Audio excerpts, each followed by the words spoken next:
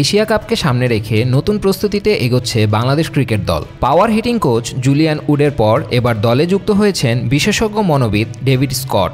রবিবার থেকেই ক্রিকেটারদের সঙ্গে কাজ শুরু করবেন এই ব্রিটিশ বিশেষজ্ঞ।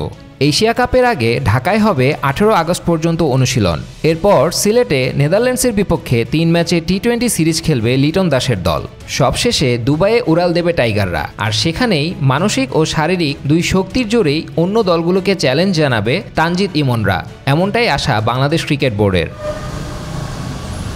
তবে শুধু এশিয়া কাপ নয়, বিসিবি চাইছে দীর্ঘমেয়াদে স্কটকে দলে রাখতে। ইতিমধ্যেই আগামী 1 বছরের জন্য তার সঙ্গে আলোচনা শুরু হয়েছে।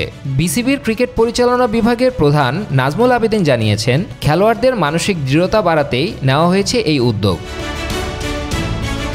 বাংলাদেশ ক্রিকেটে মনোবিদ কোনো নতুন বিষয় নয়, তবে এর আগে আসা বেশিরভাগই ছিলেন স্বল্প মেয়াদে। 2015 বিশ্বকাপ থেকে টানা 1 বছর কাজ করা ফিল জনসি ছাড়া আর কারো স্থায়ী উপস্থিতি ছিল না। এবার সেই অভিজ্ঞতার আলোকে দীর্ঘমেয়াদে মনোবিদ নিয়োগের পথে হাঁটছে বিসিবি। এ বিষয়ে সাবেক অধিনায়ক হাবিবুল বাশার মনে করেন, দীর্ঘমেয়াদী মনোবিদ খেলোয়াড়দের জন্য সবচেয়ে কার্যকর হতে পারে।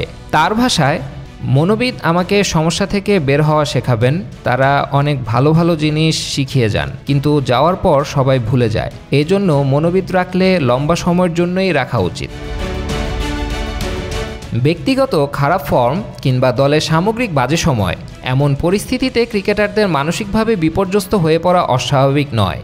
এর সঙ্গে সামাজিক যোগাযোগ মাধ্যমে নানা যৌক্তিক অযৌক্তিক সমালোচনা আরও বাড়িয়ে তোলে নানামুখী চাপ, আর এসব সামলাতেই দীর্ঘমেয়াদে মনোবিদ নিয়োগের পরিকল্পনা বিসিবির।